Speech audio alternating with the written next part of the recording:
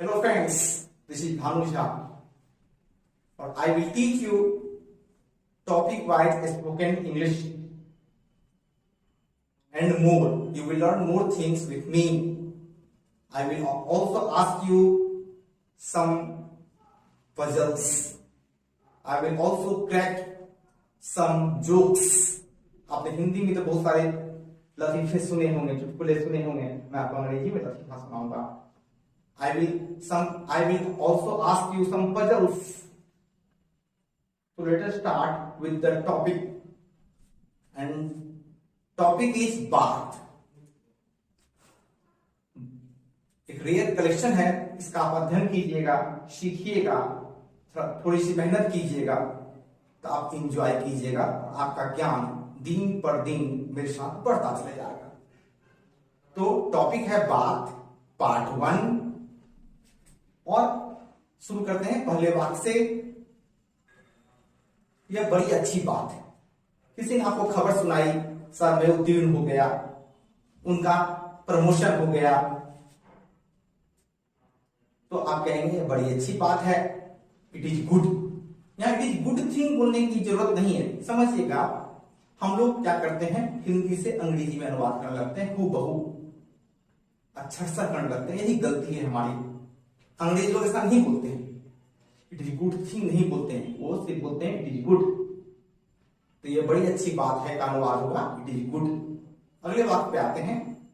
ये झूठी बात है, इट इज फॉल्स. यहां भी थिंक का प्रयोग नहीं करेंगे आप. किसी ने आपको कोई खबर सुनाई और आपको सच्चाई पता है, तो आप उसकी खबर को काटते हुए बताइएगा ये झूठी बात है, it is false, it is false. आते हैं तीसरे वाक्य पे. यह गंभीर बात है. कोई अपने काम के प्रति लापरवाह है, किसी की नौकरी छूट गई, कहीं कोई झगड़ा हो गया, कहीं खून खराबा हो गया, तो आप कहेंगे यह गंभीर बात है, it is a serious matter, it is a serious matter. आते हैं चौथे वाक्य पे. अजीब बात है, it is strange, it is strange. किसी का व्यवहार विचित्र है, कोई कार्यकलाप विचित्र है, कोई घटना विचित्र है, तो आप कहेंगे इट इज स्ट्रेंज, विचित्र. आते हैं पांचवें वाक्य पे. इस विषय पर मेरी उससे बात हुई, तो I had a talk. Simple past में वाक्य है, हैड प्लस नाउन, यह भी एक सिंपल पास्ट है.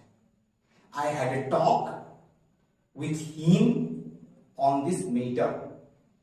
I had a talk with him on this matter. With मत भूलिएगा, with WITH का प्रोनाउंसिएशन with होता है.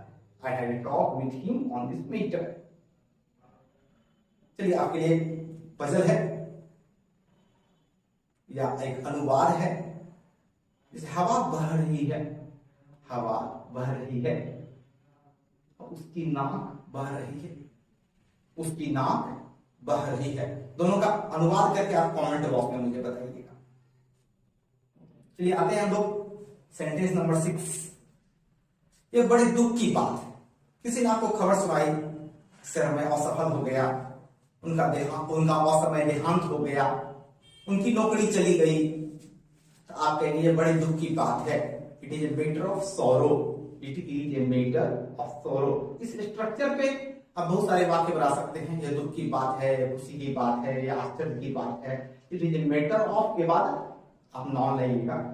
It is matter of surprise, it is matter of Joy, it is matter of sorrow, वगैरह वगैरह. आते हैं सेंटेंस नंबर 7 पे. वो अपने बात का पक्का है, यानी वो अपने जुबान का पक्का है, माने जो वो प्रॉमिस करता है उसे निभाता है. एक बात मैं यहां आपको बताऊं, यहां पहले इसका अनुवाद सुन लीजिए, फिर मैं आप मेरी बात सुनिएगा.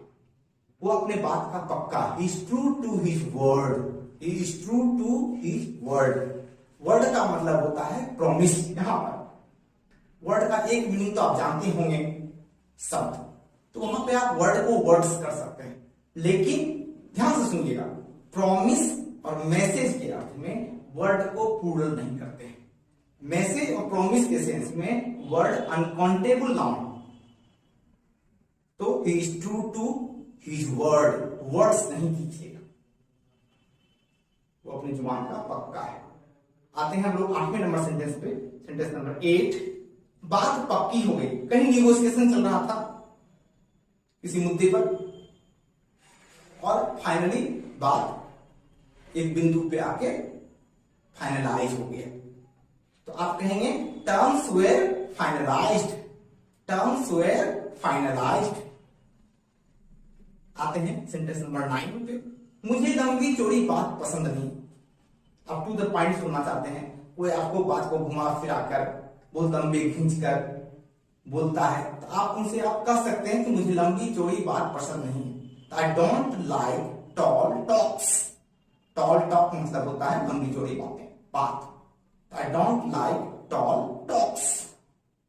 आते हैं सेंटेंस नंबर 10। बात साफ है, किसी बात पे आपने डिस्कशन किया और बात स्पष्ट हो गई कि किसे क्या करना है या इस बात का क्या अर्थ है, तो आप कहेंगे बात साफ है। The matter is clear, the matter is clear. आते हैं सेंटेंस नंबर 11 पे। बात बहुत बिगड़ गई, कोई इलाज करा रहा है, स्थिति बहुत खराब हो गई, किसी से आपका झगड़ा है, सिर्फ बात ही था, अब मारपीट पे आ गया, कोर्ट कचहरी पे आ गया, खून खराबे पे आ गया, तो आप कहेंगे बात बहुत बिगड़ गई। The matter took a serious turn, the matter took a serious turn. चलिए अगले सेंटेंस पे आते हैं, सेंटेंस नंबर 12। क्या बात है, अगर दो व्यक्ति बहस कर रहे हैं, झगड़ा कर रहे हैं, तो आप वहां जाके पूछिएगा क्या बात है। कोई आपके केबिन में आपसे बिना पूछे चले आया,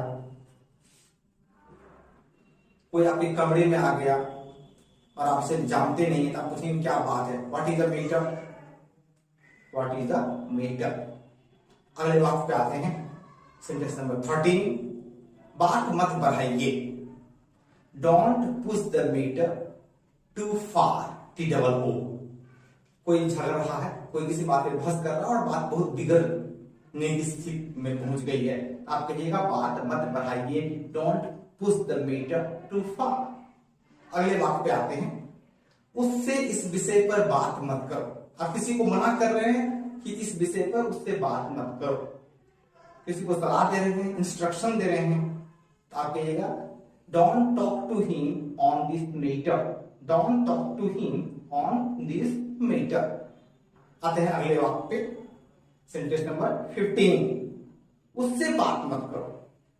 अगर कोई व्यक्ति बात करने लायक नहीं है, तो आप किसी अपने को सलाह देते हैं, उससे बात मत करो। Don't talk to him, don't talk to her, लड़की होगी तो हर बोलिएगा। Don't talk to her imperative sentence है, इंपेरेटिव का नेगेटिव डोंट से शुरू होता है। आते हैं अगले वाक्य पे, आपने मेरी बात रख ली।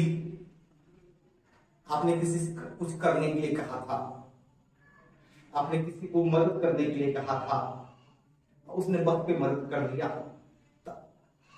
तो आप कहेंगे आपने मेरी बात रख ली, मेरी इज्जत रख ली। You honoured my word, you honoured my word. Simple past में बनेगा, सब्जेक्ट प्लस वर्ब का दूसरा form, you honoured my word. आते हैं 17 नंबर सेंटेंस पे, तुमसे तो बात करना बेकार है। एक स्ट्रक्चर बनता है, it is no use, it is no good plus verb का चौथा फॉर्म यानी जेरेंड।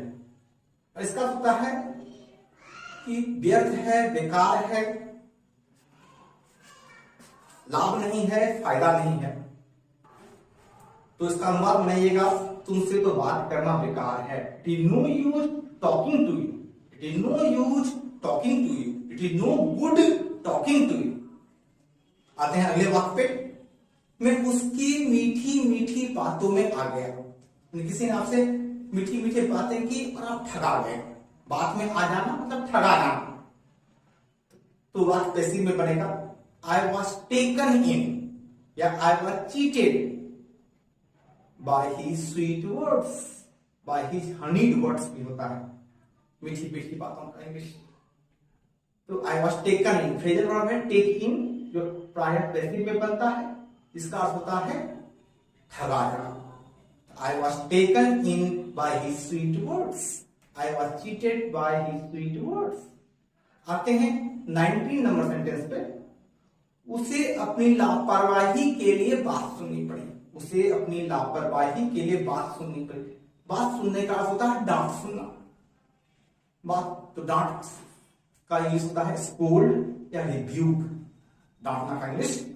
तो आप बनाइएगा, उसे अपनी लापरवाही के लिए बात सुननी पड़ी। He was rebuked या he was scolded for his carelessness। Carelessness मतलब लापरवाही। और आते हैं आखिरी सेंटेंस पे इस पार्ट 1 में। उसके पुत्र उसकी बात नहीं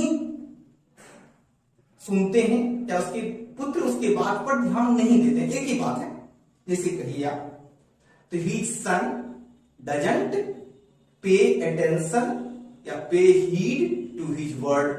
प्रीपोजिशन का ध्यान रखिएगा और कोलोकेशन का ध्यान रखिएगा। कोलोकेशन का कॉम्बिनेशन ऑफ वर्ड्स मिलकर एक मीनिंगफुल पार्ट बनता है। जैसे पे हीड टू, ध्यान देना, पे अटेंशन टू, ध्यान देना। उसके पुत्र उसकी बात पर ध्यान नहीं देते हैं, तो his son does not pay heed to his word। Thank you. I hope you have enjoyed the video. This is the first video on spoken English. I will come with more videos